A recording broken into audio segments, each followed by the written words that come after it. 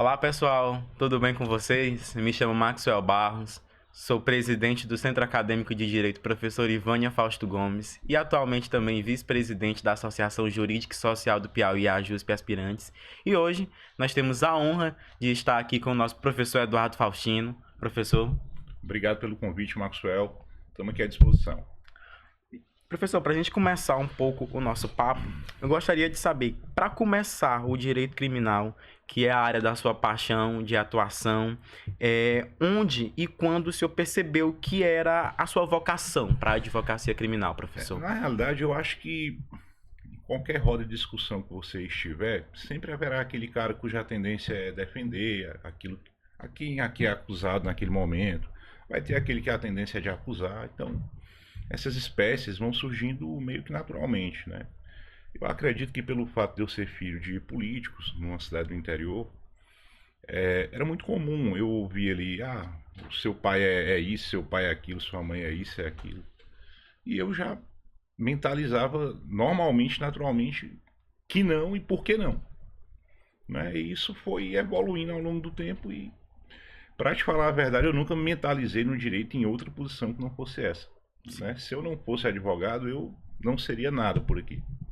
Né? Então, naturalmente, o teu espírito ele já é mais ou menos desenvolvido nesse aspecto, né? De realizar a defesa daquela pessoa que tu sabe que é inocente diante daquele contexto, né? E de forma até gratuita, digamos assim, você já tende a exercer esse espírito defensivo. E é isso. Não há outro fator, né? Não é porque eu vi alguém e coisas do tipo. Não, eu já cresci mais ou menos com essa ideia, com esse espírito. Professor, quando a gente escuta falar em Eduardo Faustino, geralmente as pessoas já ligam logo a um dos maiores nomes da advocacia criminal. Nada. E o senhor sendo graduado em sociologia, certo? O senhor acha que essa sua graduação, entender o comportamento da sociedade, lhe leva a ter um certo entendimento maior sobre o tribunal do júri, entender como é que funciona a sociedade, o comportamento humano? Ó, quando a gente fala especificamente de júri popular, o nome já diz tudo. Né? A gente está diante de um tribunal cujo julgamento é realizado pela população, por populares. Então, a lógica que a gente vai aplicar lá, ela é uma lógica menos jurídica e mais focada naquilo que a gente chamaria de lógica eleitoreira ou eleitoral. Sim.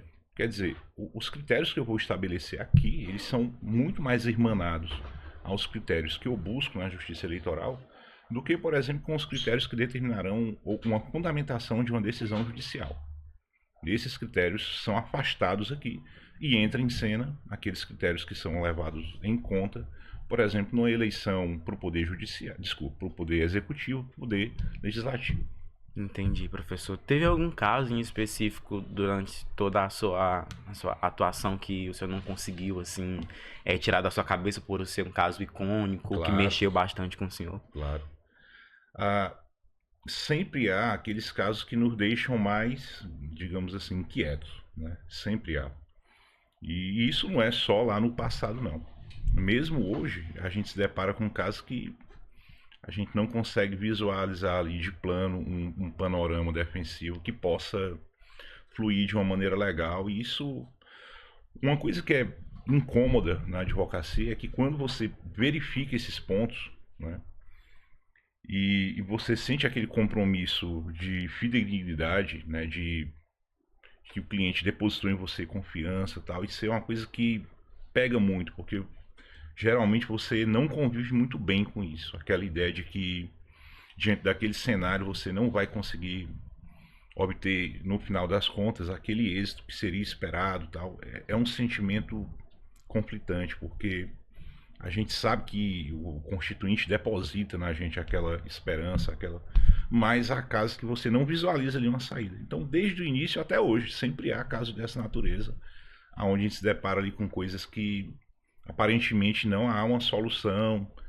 E, bom, isso também acaba estimulando que a gente possa avançar em campos que a gente ainda não havia avançado, não havia visualizado aquele tipo de percepção.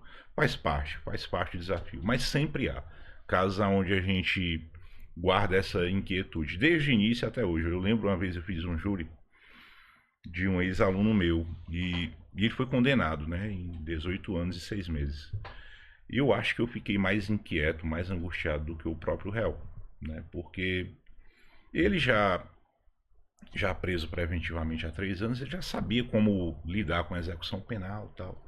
E era uma coisa que à época eu não tinha tanta experiência, né? Ou melhor, ainda não tinha essa experiência de execução penal. E ele, professor, calma, né? A gente vai conseguir aqui remir a pena em tanto tempo, etc e tal. Bom, e aí que você abre a cabeça para um outro mundo, que é o mundo da execução penal, que é um mundo à parte desse de discussões de direito penal. Já que a gente não conseguiu aqui, então a gente vamos tentar por aqui. Vamos por lá, exatamente. E é isso. Entendi, professor. O senhor teve alguma referência, professor? Referência. Sendo doutrinária ou dentro da sua própria graduação em Direito? Eu prefiro dizer que eu tive mais modelos de não referência. Sério? Por quê? Porque eu fui aluno de promotores de justiça, né? E minha graduação foi toda pautada em livros de promotores, né? Um cara que era muito famoso na nossa época era um doutrinador chamado Damásio de Jesus. Na realidade, o Damásio de Jesus, ele é o mentor da escola que a gente chama de Escola do Ministério Público de São Paulo. Sim. Né? Mas eu li aquilo e sempre me sentia bastante incomodado, assim, porque os conceitos não tinham aplicação genérica e aquilo ali me deixava, já como estudante de ciências sociais, angustiado. Então eu pegava ali, por exemplo, um modelo como matar alguém e não entrava na minha cabeça que matar alguém pudesse ser homicídio, que era uma definição clássica apresentada em qualquer livro de autor que seja representante do Ministério Público. E aquilo já me deixava bastante angustiado. Por quê? Porque apenas hipoteticamente essa conduta de matar alguém constituirá um homicídio. Entretanto, hipoteticamente, ela pode não constituir homicídio e pode constituir, inclusive, um fato lícito. E essas leituras do Ministério Público nunca se encaixavam ali. Né? Sim.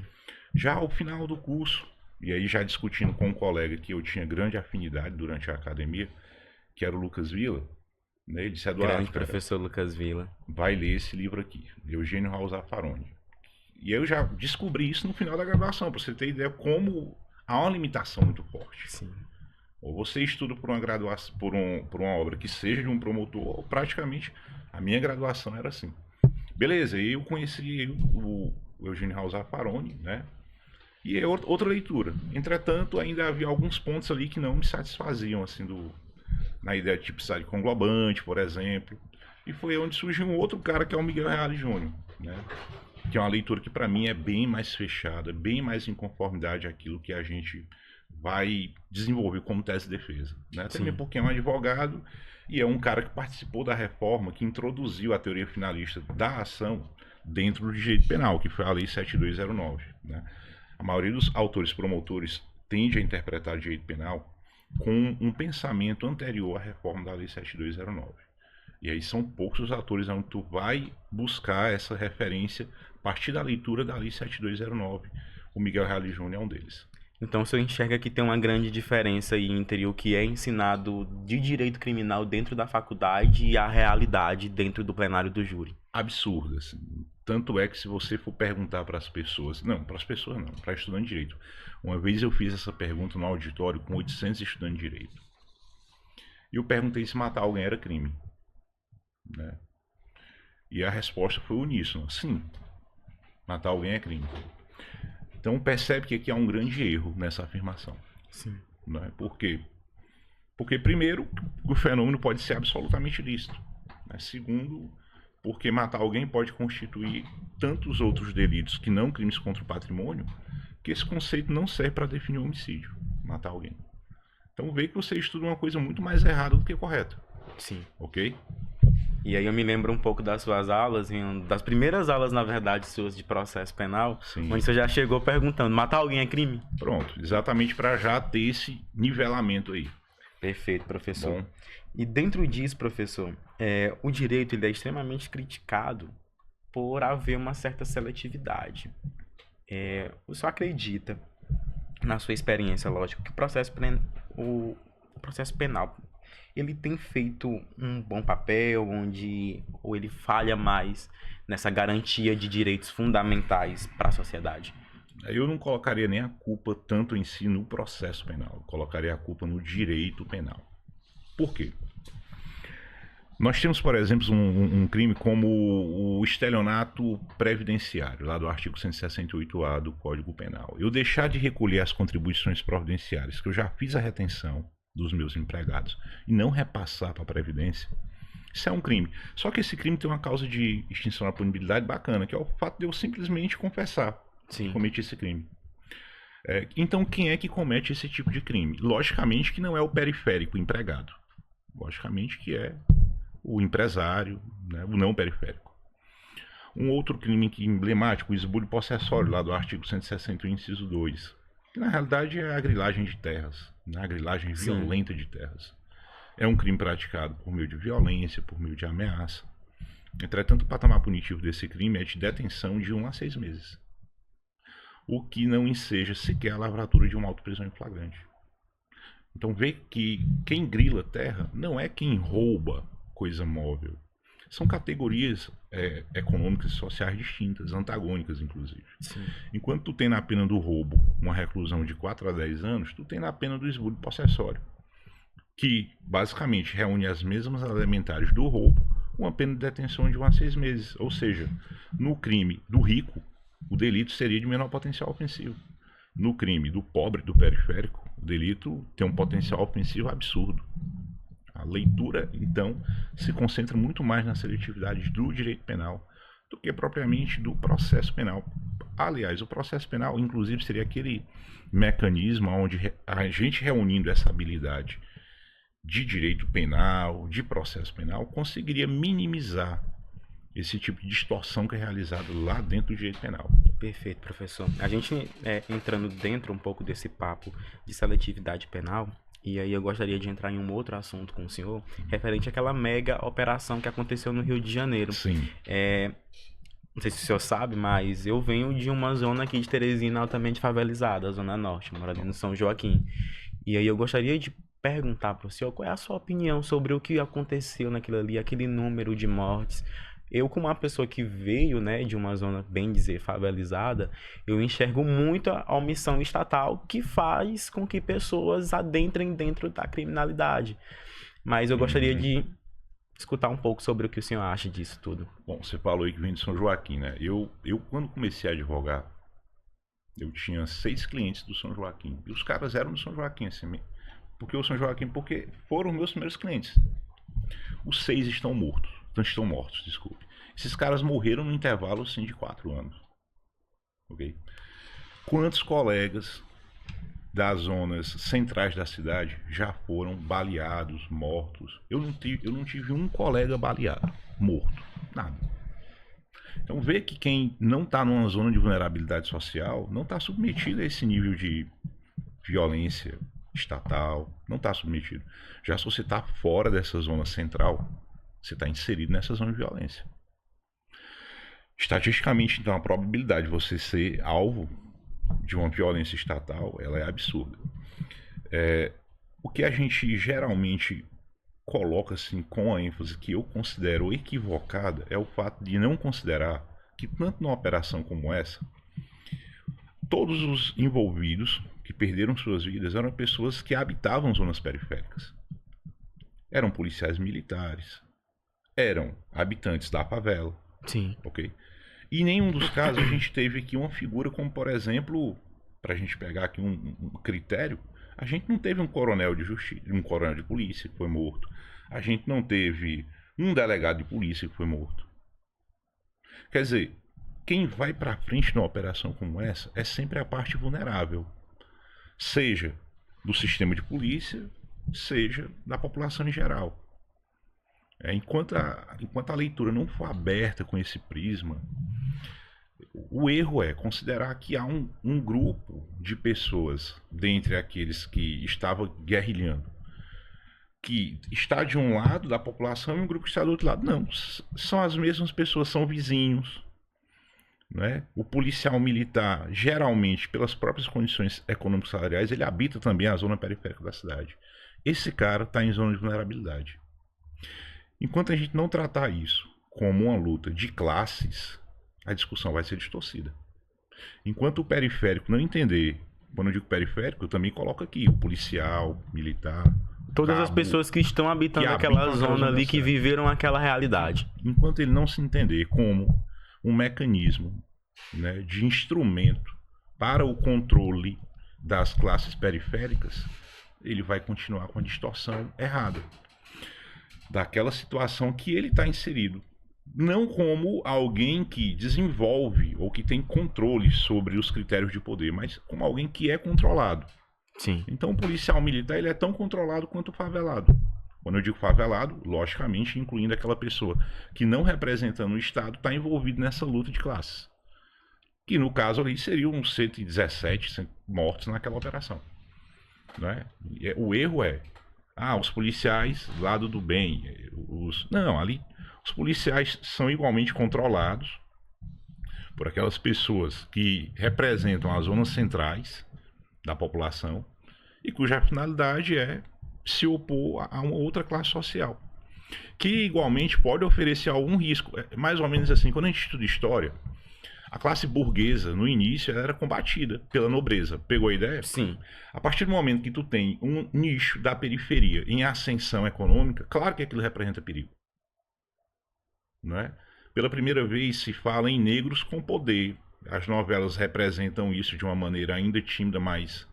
E isso representa perigo para aquela classe que historicamente é a detentora do poder, que é a classe branca e constituída por um nicho de pessoas bem específico, que inclusive tu consegue rastrear pelo nome, ainda hoje. Bacana? Mas não, de repente tu tem ali uma zona periférica que apresenta potencial econômico e que pode, em tese, ameaçar esse controle que é realizado pelas classes centrais dominantes. Então é basicamente, se tu pega um contexto histórico parecido com o surgimento da burguesia, nós temos um contexto histórico se formando nesse momento em relação às comunidades periféricas que pela primeira vez apresentam uma perspectiva de controle a partir do poder econômico. Algo que historicamente no Brasil é novo, digamos assim. Sim. Né? Quer dizer, você está criminalizando muito mais, né? Eu descobri que havia comando vermelho na Faria Lima. Percebe como esse discurso é muito mais no campo da economia? Sim. O comando vermelho está controlando isso e aquilo e aquilo. Bom, não estou julgando aqui os mecanismos de controle. Porque se a gente for julgar esses mecanismos, a classe empresarial do Brasil sai privilegiada na frente de cara. Por quê? Porque a gente considera aqui no Brasil que um crime contra a ordem econômica tributária, a causa de extinção de punibilidade é a mesma que eu falei lá do crime de estelionato tributário, previdenciário. É só a confissão. Só que essa hipótese não há, por exemplo, no tráfico, que nada mais é do que um comércio ilegal de uma substância. Ok? Sim. Percebe? Aí entra a seletividade de direito penal. Naquilo que eu quero lhe favorecer, eu vou lhe favorecer. Você que vem dessa classe A. Quer dizer, se você sonegou tributos, apesar disso ser um delito com penas relativamente altas, eu não vou considerar que o crime ocorreu se você simplesmente confessou. Bacana? O simples parcelamento já... Agora, no tráfico não existe isso. Vê como não há uma concorrência em igualdades? Porque nesse mesmo comércio ilegal, esse cara já sai em desvantagem. E quando a gente fala de comércio ilegal, é comércio ilegal no sentido mais, digamos assim, clássico da palavra. Por quê? Porque a única coisa que diferencia o consumo de álcool do consumo de maconha é a regulamentação legal. Não há nada mais que diferencie esses Mas estamos falando de duas drogas. Duas substâncias que têm efeito psicotrópico, né? Sim. Agora, quem é que controla o mercado de álcool? Simplesmente são os maiores empresários do Brasil, literalmente, em termos econômicos. Sim. Não é? Esse comércio é controlado por uma classe social. Já esse outro comércio, não. É por uma classe que representa perigo antagônico a essa. Bacana. Então, se a gente encara a coisa por uma perspectiva de classe, né, e inclusive eu acho que o melhor mecanismo que a gente tem para sair disso é a regulamentação da venda de substâncias como maconha, cocaína. Certo, professor? Né? Por quê?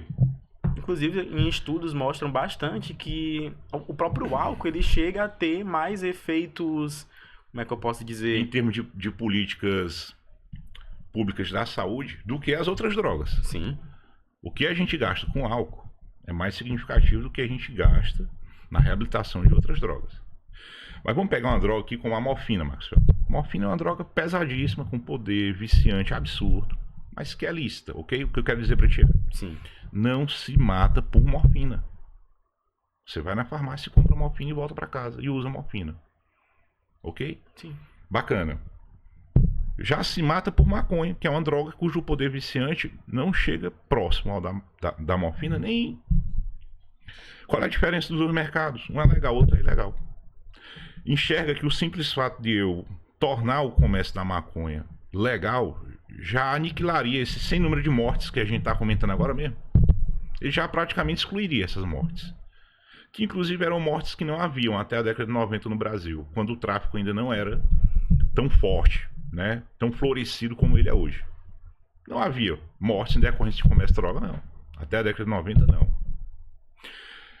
Baseado nessa perspectiva de início de crescimento de uma classe, entra a Lei 11.343 de 2006. Exatamente com essa perspectiva de combater aquele nicho de pessoas que viam outra via econômica de ascensão. Por que via econômica de ascensão? Porque tu imagina, Max, uma pessoa que ganha um salário mínimo e que pensa em comprar um carro popular novo nesse país. Quando ela vai conseguir comprar um carro novo com o dinheiro do seu salário? Jamais. Essa conta não fecha. Então um carro que custa 80 mil, o carro mais básico, 80 mil, uma pessoa que é assalariada com R$1.500 ao mês, ele jamais terá condições de adquirir aquele veículo. Nenhum financiamento. Ok? Nenhum financiamento. Nem há financiamento para esse cara. Estou querendo dizer para você o seguinte, que aí você aniquila qualquer perspectiva de futuro que haveria para uma pessoa como essa. A perspectiva que ele enxerga é, rapaz, tem aquele comércio ali. E geralmente quem se beneficia desse comércio, quem são os usuários, são as pessoas da classe central. Sim. Beleza? Quem é o maior consumidor de cocaína do mundo? Disparado, Estados Unidos. Nada justifica os Estados Unidos querer combater o tráfico aqui na Venezuela. Quando ele não trata o dependente químico, que é o americano, o usuário, como uma questão de segurança pública. É querer dar conta da casa do vizinho sem a sua própria casa estar arrumada. Exato. Pronto, os Estados Unidos ele financia um terço da compra de cocaína é realizado pelo governo americano, a título de combater o tráfico de drogas. Ok? Sim. Nas operações de infiltração de agentes. Qual é o reflexo disso? Rapaz, se eu compro, alguém vai produzir do outro lado. Isso é mais ou menos como você querer investigar a pedofilia com um agente infiltrado. Ele vai ter que realizar atos de pedofilia. Vê como uma coisa é doentia? Sim. Vê como eu quero combater algo praticando algo. Ao tempo que eu pratico, eu estimulo, porque eu compro droga, que é o que o governo americano faz. E essa compra faz com que eu tenha necessidade de produção de uma demanda.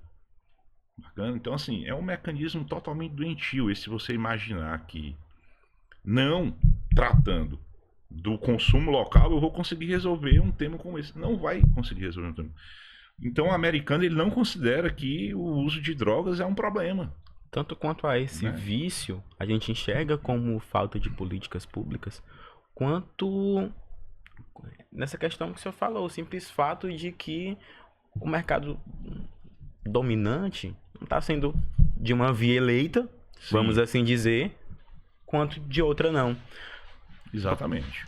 Professor, muito a gente se vê em novelas da Globo e também se a gente pesquisar um pouco mais sobre a realidade das favelas do Rio de Janeiro, a gente vê que as próprias pessoas que são tituladas como criminosas dentro daquelas favelas são aquelas mesmas pessoas que ajudam a comunidade ali da favela. O senhor enxerga isso como falta de políticas públicas e, de certa forma, uma tentativa de independência do Estado?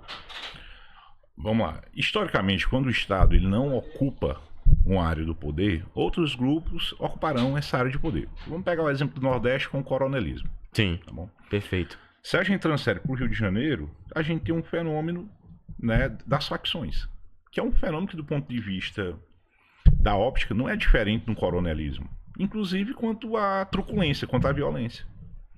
Né? Então a gente tinha líderes coronelistas aqui na região Nordeste que usavam o mesmo mecanismo de brutalidade e crueldade que usam a facção. Ela é um sintoma da ausência do Estado naquela área. Apenas isso. Né? O que ocorre? Onde o Estado não é presente, naturalmente, outros grupos de poder organizados tendem a exercer esse tipo de controle. da mesma forma que o Estado exerce aonde ele é atuante. Sim. Né? E é onde você disse, olha, então quem é que vai... Você pega um cara como o Pablo Escobar. O Pablo Escobar, ele realizava construção de obras condominiais e doava para os pobres. Eu não estou julgando aqui se o Pablo Escobar era um cara bom ou ruim, não tem nada a ver com isso. Eu estou querendo dizer que ele entrava num nicho cujo a representatividade seria do Estado, mas o Estado não foi lá. Quem foi que fez efetivamente a casa e distribuiu? Foi o Pablo Escobar. Quem foi que fez o campo de futebol? Foi o Pablo Escobar. Vê que são áreas de interesse de políticas públicas. Sim. Moradia, esporte. Então, certamente, eu não conheço as comunidades periféricas do Rio de Janeiro, nunca tive a oportunidade de ir. Mas, com certeza, os espaços aonde se exerce algo que seria parecido com aquilo que é oferecido pelo Estado, pode ter certeza que são financiados por esses grupos de poder. Pronto, professor. E ainda dentro, é um assunto bastante extenso, Puxa né? outros, E aí ainda dentro dessa mega operação, muito se foi divulgado vídeos onde as roupas das pessoas foram tiradas Sim. e tudo mais. E aí, professor, eu gostaria de perguntar o seu ponto de vista.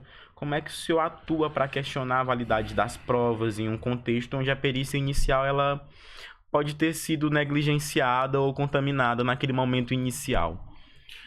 Assim, eu vou ser franco, eu nunca olhei para nenhum ramo do processo penal ou do direito com essa ingenuidade de que as provas serão produzidas de uma forma imparcial e tal. Isso não existe. Não é? É um tabu, né? Não existe porque em epistemologia, né? Então, qualquer cientista vai saber que uma das coisas que a gente faz em ciência são os cortes epistemológicos. Eu vou olhar para um fenômeno a partir da minha óptica.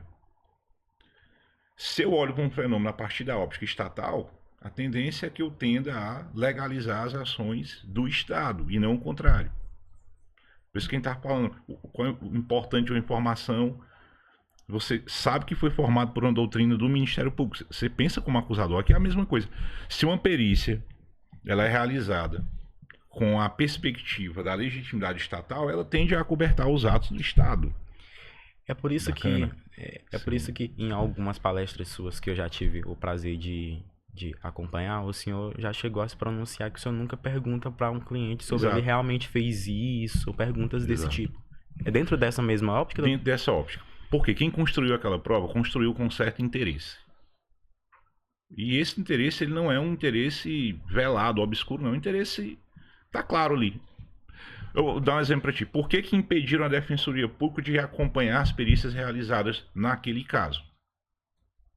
Não tem justificativa para isso. Sim. Ah, não, porque só o Ministério Público pode acompanhar essas perícias. E não a Defensoria Pública. Por que elas não foram transparentes? Porque é claro que o objetivo é esconder alguma coisa. Ok? E aí, essa coisa, ela é ruim porque ela contamina a coisa de um modo tão forte que é difícil você olhar para qualquer sujeito de um processo penal como um ator desinteressado, né? Quer dizer, imagina só, eu vou pegar um exemplo aqui. Eu vi o Deltan Dallagnol poucos minutos depois da operação ali defendendo a operação. Sim. Sem sequer saber absolutamente nada do que havia ocorrido. Mas percebe que isso a gente chama de heurística da satisfatoriedade. Eu querer confirmar uma tese que eu já tenho a partir de provas que eu irei produzir naquele sentido. Perfeito. Bacana? Sim. Quer dizer, para o Deltan Dallagnol, o discurso que ele representa, fechou. Está ali a prova de que o Estado agiu corretamente. Sem ter conhecimento algum do que ocorreu na operação ainda. Até mesmo porque foram nas horas iniciais da coisa. Né? Peraí, se eu não conduzo uma investigação como essa com transparência, para mim não há novidade nenhuma nisso. É claro que o seu objetivo é querer esconder o que houve. Como as polícias em geral fazem. Não estou aqui criminalizando a atividade policial, que é uma coisa que precisa ser bem destacada. O policial, ao atuar, ele atua no cumprimento de um dever. Afinal de contas, ele não está ali, nenhum daqueles policiais sobre aquela operação voluntariamente. Mas ele recebe uma ordem e cumprimento do dever legal. Assim, eu defenderia com bastante tranquilidade um policial envolvido numa operação como aquela. Por quê? Porque ele atua no cumprimento de um dever legal. Isso não tem respeito à atividade pessoal dele. Isso diz respeito a quem exerce controle de poder sobre ele que vai para aquela operação. Beleza? Sim. Então, o policial é truculento. Eu lembro uma vez aqui em Teresina, eu era presidente da Comissão de Direitos Humanos da OAB nessa época, e houve um caso onde um policial disparou e atingiu uma criancinha que estava dentro do carro. E eu sei que os meios de comunicação social... E aí, o que é que a Comissão de Direitos Humanos tem a dizer sobre isso? Nada. Porque é um fenômeno que vai ser submetido à investigação. Não tem nada a dizer. E o policial, inclusive, pode ter agido de forma lícita. Não é? Inclusive, ele pode ter agido licitamente ou por erro, que é um instituto reconhecido lá no artigo 20, parágrafo 1º do Código Penal, as discriminações putativas. É o que a gente começou falando, né? Matar alguém é crime. Pronto. Então eu não vou julgar aqui a atitude do policial que esteve envolvido na operação. Não, ele é alguém que está muito mais vulnerável, ele está muito mais próximo do ponto de vista da perspectiva de poder da pessoa que ele matou do que do coronel de polícia militar ou do governador de estado. Okay? Eles são muito mais amigos, próximos, muito mais relacionados uns com os outros, aqueles envolvidos diretamente no confronto, do que com o coronel de polícia militar ou o governador de estado. A leitura é essa. Mas ele em si, o comportamento dele, no cumprimento do dever legal, não é isso que a gente está julgando aqui.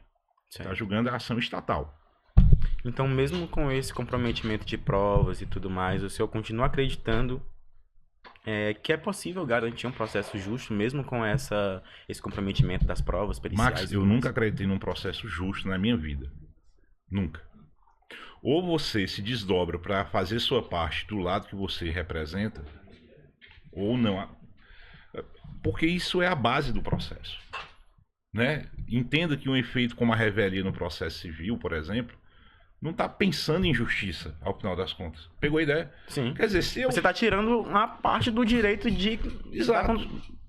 Se eu digo, porque o Maxwell não contestou, então eu vou condenar ele, admitindo a verossimilhança de tudo que foi argumentado na petição inicial. Os fatos são verdadeiros e a gente sentencia e pronto. Pronto. Vê que isso não tem nada a ver com justiça? Sim. Bacana? Quando eu digo justiça é tentar representar de forma equânime o interesse das partes envolvidas. Não tem nada a ver com isso. Aqui no processo penal a gente tem uma coisa violentíssima nesse sentido também. Então, por exemplo, lá nos delitos de lavagem de capitais, que é basicamente o cerne dessa questão, o ônus da prova é basicamente quem é investigado, uma vez que tu precisa pré-constituir prova da licitude do patrimônio. Ok? Então tu inverte o ônus da prova e isso é considerado como justo do ponto de vista legal, mas não justo do ponto de vista da equanimidade de distribuição do interesse das partes. Eu nunca acreditei num processo que beirasse a justiça, coisa do tipo, ao contrário. Porque ele é injusto que eu preciso de alguém que represente o interesse da parte. Não porque ele é justo. Sim. Porque se ele fosse justo, não bastaria... não haveria necessário algum de alguém que fosse fiscalizar o interesse das partes ali. Tá bom? É outro mistério assim, muito forte. O Ministério Público. O Ministério Público, na maioria das vezes, atua muito mais por um critério de vaidade pessoal do que um critério de fiscalização da própria lei mesmo, que já não é justa, do que... E ainda muito mais um critério de justiça, no final das contas. Sim. E isso não existe. Perfeito, professor. A gente já está caminhando ali um pouco para o final, já passamos, inclusive, um pouco do tempo. Pronto. Eu gostaria de perguntar para o senhor qual é a sua maior esperança e o seu maior, assim, como é que eu posso dizer, temor em relação ao direito processual penal, ao tribunal do júri. Bom, vamos lá. Enquanto a gente não repensar ou não pensar as políticas públicas de modo a considerar que alguém que foi totalmente excluído do processo educacional, né, esse cara precisa de atenção social, a gente vai continuar com os mesmos níveis de criminalidade, de morte violenta que a gente tem hoje. Enquanto você negligenciar, por exemplo, a educação de um periférico, a gente vai continuar com a coisa como ela é hoje. Enquanto eu não der atenção para esse cara, a coisa vai continuar nesse nível, né? Quando a gente fala de júri, bacana é que o julgamento é realizado pela própria sociedade. E aí a gente também não vai pensar aqui em critérios de justiça. E eu vou te dar um exemplo disso. Imagina que o cara que ganhou a eleição para presidente da República pode não ser o mais preparado do ponto de vista intelectual, ok? Uhum. Mas ninguém discorda que a democracia é o melhor tipo de sistema político, porque permite a oxigenação de poder. Sim. Eu prefiro atuar no tribunal do júri porque, por mais que hajam críticas, é o tribunal democrático. Existem estudos, por exemplo, na sociologia, de inteligência das multidões. Esses estudos podem ser representados de forma bem simples. Por exemplo, eu pego um potezinho e encho de petequinha para jogar, bola de gude. Sim. O palpite de várias pessoas, quando dividido pela quantidade de palpitantes, tende a conter um nível de acerto maior do que o palpite individual. É isso que a gente chama de inteligência das multidões. Quer dizer, por mais que tu tenha uma possibilidade de erro no tribunal do júri, a probabilidade de acerto se mantém mais alta do que você mantendo essa decisão para um juiz de direito. Porque há uma grande crítica. O juiz de direito ele é um cara que tem competência técnica. Pronto, pois do ponto de vista da inteligência das multidões, a adesão dele, do ponto de vista isolado, ela tende a um nível de erro maior do que a adesão de 7 leigos, totalmente ignorantes quanto à matéria técnica penal. É por isso que eu acho um tribunal, digamos assim, apaixonante, né, intrigante. Porque ao contrário do que se imagina, as hipóteses de acerto do tribunal do júri são maiores do que as hipóteses de acerto de um juiz de direito. E não o contrário. Entendi, professor. Ok? Então, só pra gente finalizar, eu tinha lhe feito a pergunta se o senhor acreditava que mesmo com provas contaminadas, seria possível garantir um processo justo. O senhor falou que não acredita em um processo justo. Então, para o senhor, como professor e como advogado, professor, o que é a justiça? Vamos lá.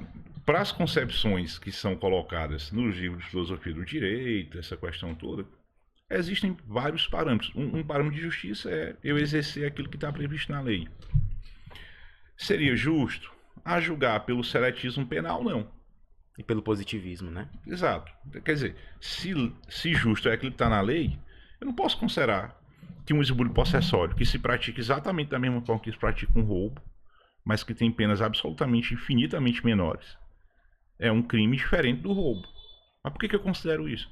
Porque há alguém que controla o processo de criação das leis. E esse alguém tem interesse que essa pena seja baixa. Se a gente for falar de justiça do ponto de vista legal, cara, a discussão seria absurda. Do outro lado, esse critério de justiça como equanimidade, distribuição do interesse representado pelas partes, me parece um conceito que teria maior afinidade com aquele espírito de justiça, né? Sim. Mas eu também, igualmente, já me coloco aqui no sentido de que esse espírito de justiça ele é sempre colocado a partir do corte epistemológico. Então é algo difícil de você conseguir representar. No final das contas, eu acho que a gente tomando como critério o objetivo ali, a pretensão da maioria das pessoas, quando consultadas sobre um determinado tema, é o critério mais justo. Porque mesmo havendo uma distorção epistemológica, a distorção é menor do que do ponto de vista do parâmetro individual. Estou querendo dizer para ti o seguinte, ó. Quando a gente tem uma democracia, mesmo que a coisa pareça doida, no final das contas ela contém um nível de erros menor do que num sistema que seja, por exemplo, ditatorial. Então, no final das contas, a gente evolui numa democracia para algo que tende a ser melhor do que foi no passado. Vou dar um exemplo disso. Indiscutivelmente, hoje a própria Constituição até. Exato. A condição de um trabalhador no Brasil hoje ela é melhor do que era há 40 anos atrás. Esse cara tem um acesso mais fácil à justiça do trabalho do que ele tinha há um tempo atrás. Isso porque a gente vive num sistema democrático. Sim. Ok? Bom, tu quer dizer para ti o seguinte, olha, a coisa está evoluindo, mas a passos bem lentos. E é preciso que tu tenha pessoas que, de fato, representem interesses daqueles que são dominados. Caso contrário, a coisa vai evoluir de uma forma muito mais lenta ainda. Né? Então, a esperança que há nesse sentido está indo para um lugar que já foi melhor do que o que era no passado. Né? Ainda com bastante distorções. Por exemplo, o Estado do Distrito Federal, ele consegue resolver os seus inquéritos policiais com resolução de autoria na taxa de 96%. A Bahia, que é um estado, é o segundo estado com a maior população negra do país, ele tem uma taxa de mortes violentas cuja resolução de autoria é de apenas 13%. 87% das mortes violentas na Bahia não são sequer descobertas à autoria. Ok? Sim. Bom, aí a gente... Quem mora em Brasília? Quem é o cidadão brasiliense médio? E quem é o cidadão baiano médio? Para você ver a distorção das coisas. Okay? Daí a gente já mata muita coisa, né? Pronto. Né? Então, mas há uma esperança? Por quê? Porque de alguma maneira a coisa está evoluindo, né? A passos lentos, mas está. já há visibilidade para aquilo que ocorre numa zona periférica. Não havia antes. Mas essa visibilidade se deve àquilo que está disponível hoje como um mecanismo de forma de exercício de poder também, que é isso aqui que a gente está fazendo agora, a comunicação social. Então essas mortes hoje só são visíveis em decorrência, em grande parte, da comunicação social. Caso contrário, a gente poderia nem saber que essas pessoas morreram. Como a gente não está, por exemplo, sabendo das mortes que estão acontecendo no Sudão, por exemplo, na Nigéria, em decorrência de disputas religiosas. Entendi, professor. Okay? Pois, professor, muitíssimo obrigado. Estou à disposição, meu amigo. A próxima Boas vez ordens. trazer a mais um papo. Na hora. Obrigado, eu agradeço então. Max, estou à disposição. Valeu. Obrigado, professor. Até mais, tudo bom. Professor, vamos só tirar